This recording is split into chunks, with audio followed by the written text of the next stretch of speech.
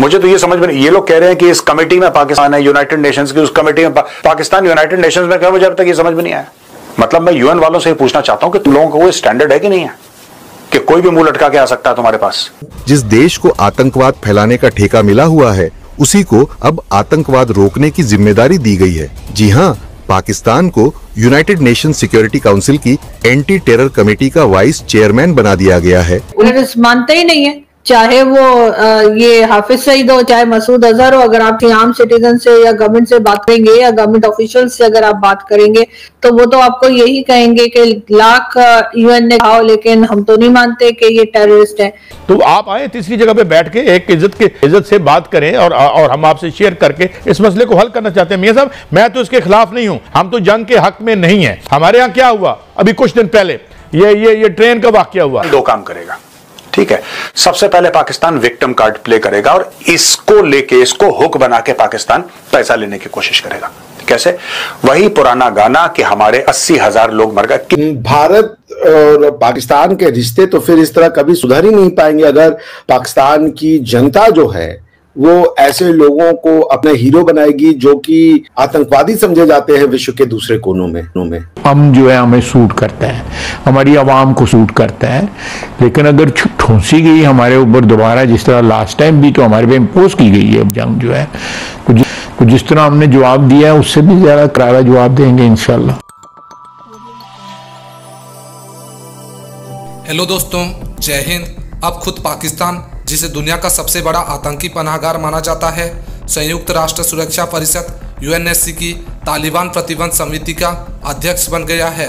यह फैसला तब आया है जब चीन अफगानिस्तान में अपने प्रभाव को बढ़ाने के लिए पाकिस्तान को आगे कर रहा है। ये स्थिति पश्चिमी देशों की दोहरी नीति को उजागर करती है।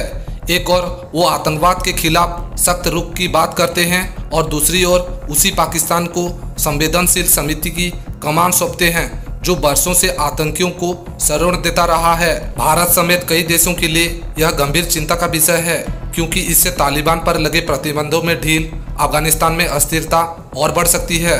पाकिस्तान के चाहे वो पंजाब असेंबली के स्पीकर हों, चाहे कैबिनेट मिनिस्टर हों, चाहे लेफ्टिनेंट जनरल्स हों के आर्मी के, कोर कमांडर्स हों, मेजर जनरल हों, ब्रिगेडियर्स हों, उनके साथ एक ही सफ में खड़े रहते हैं, क्योंकि Pakistan and terrorism go hand in hand. The entire nation's mindset is like that, unfortunately. And unfortunately, Pakistan is a neighbor.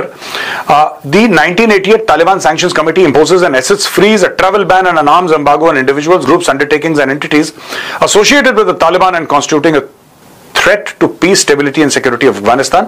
तो इसमें काफी चीजें दे रखी हैं, इसमें ये होगा। Pakistan will serve as co-chair of the informal working groups on documentation and other procedural questions. ये सारी की सारी चीजें इसमें दे दी हैं, ठीक है। अब मैं आपको बताता हूं इसमें अंदर की बात। ये तो देखिए मैंने आपको एक ब्रॉड फ्रेमवर्क बता दिया, ठीक है। पाकिस्तान किस तरीके से इस्तेमाल करेगा, सबसे पहले दोस्तों मैं आज आपको बता दूं, ये कल की खबर है, आज हम इसको एनालाइज कर रहे हैं। पाकिस्तान क्या करेगा? पाकिस्तान दो काम करेगा, ठीक है। सबसे पहले पाकिस्तान विक्टिम कार्ड प्ले करेगा और इसको लेके, इसको हुक बना के पाकिस्तान पैसा लेने की कोशिश करेगा। कैसे? वही पुराना गाना कि हमारे 80,000 लोग मर गए। किसी ने नहीं गिना 80,000, ठीक है।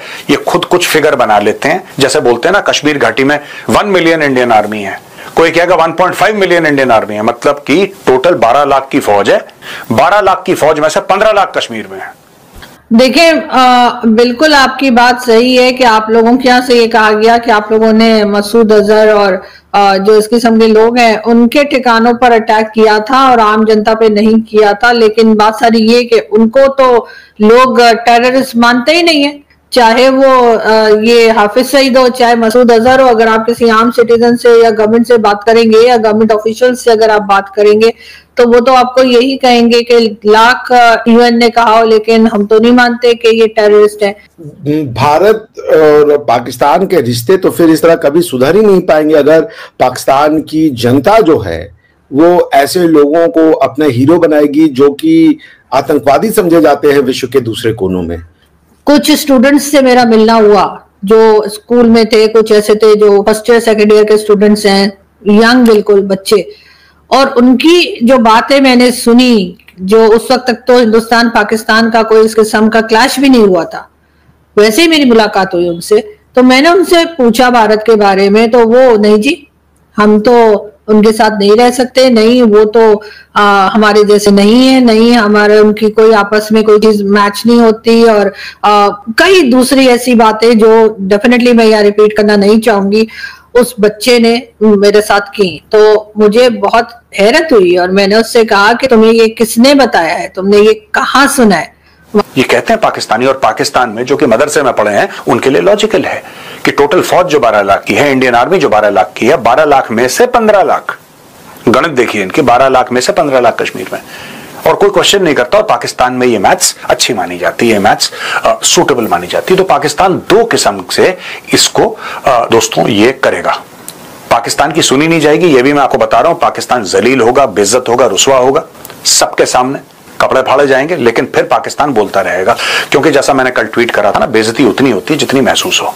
Number 1, Pakistan victim card play करेगा। 80,000 बंदे मर गए, 150 अरब का नुकसान, 150 अरब इनके पुश्तों नहीं देखे होंगे कभी, इनके पूर्वजों ने देखे होंगे कभी 150 अरब, लेकिन बोलने को क्या बोल सकते हैं आप? कोई भी फिगर थ्रो करिए। 80,000 किसने गिने? किसने गिने 80,000? जो पाकिस्तान कहता है कि हमारे टेररिज्म में मारे गए 80,000, कौन सी स्टडी है इनकी? बस एक आपने फिगर दे दिया 80,000। ये 80,000 5 साल से चल रहा है। 5 साल में से कितने हजार और हम देखते आ रहे हैं कि कितने मर गए। पिछले साल ही 1,000-1,500 मर गए थे लोग, पर 80,000 का फिगर 80,000 पे ही है। मुझे तो लगता है झूठ है ये फिगर, बिल्कुल। मुझे नहीं पता, ज्यादा भी हो सकते हैं, कम हो सकते हैं, लेकिन 80,000 फिगर इज नॉट एक्यूरेट, ठीक है? क्योंकि बढ़ ही नहीं रहा, ये बढ़ ही नहीं रहा। रोज पाकिस्तान में अटैक हो रहे हैं, रोज BLA मार रहा है, रोज TTP मार रही है, रोज बॉम्ब ब्लास्ट हो रहे हैं, ये फिगर ही नहीं बढ़ रहा पाकिस्तान का। ये मोटा मोटी बोलते रहते हैं कुछ ना कुछ अपना। एनीवे, तुम्हारे घर में बात होती है, तुम्हारे मोहल्ले में बात होती है, तुम्हारे स्कूल में बात होती है, मतलब कहाँ तुमने ये सारी फजूल बातें सुनी है? तो वो बच्चा जो था, अब उसको अगर मैं कहूं तो वो देखूं तो मुझे लगता है कि और भी उसी जैसे बच्चे कुछ इसी तरह की सोच के साथ होंगे, ठीक है? He was hardly I think 14-15 years का बच्चा था, ठीक है? वो ये बात कर रहा था, तो इसका मतलब तो ये है कि वो जहर जो आप चलता चला आ रहा है लास्ट 78 ईयर्स से, वो आपने नेक्स्ट जनरेशन के अंदर भी डाल दिया है। और वो बच्चा किसी तरीके से मेरी बात से एग्री होने को तैयार नहीं था। मैंने उससे बड़ी देर बहस की, बहुत देर मैं उसके साथ बात करती रही, और उसके घर के लोग भी यहाँ वहां बैठे हुए थे, वो भी हंस रहे थे और कुछ बोल नहीं रहे थे, लेकिन ये कि वो लगा हुआ था, और मैं सिर्फ उसको चेक करने के लिए उससे मुसलसल सवाल कर रही थी कि तुम्हें ये कैसा लगा, तो तुम्हें ऐसा क्यों, तो वैसा क्यों, तो ये तो मुत्तर पीते हैं, तो फलाना है, तो धमाका है, पता नहीं क्या फजूल की उसने मेरे साथ बहस की। और वो किसी तरीके से दूसरे ट्रैक पे आने को वो बच्चा तैयार नहीं था। फिर फाइनली ये हुआ कि मैं जिन लोगों के साथ गई थी उस इवेंट में या उसमें, उन्होंने मुझे चुप करा दिया और उन्होंने कहा बस छोड़ दो, वो नहीं समझ पा रहा।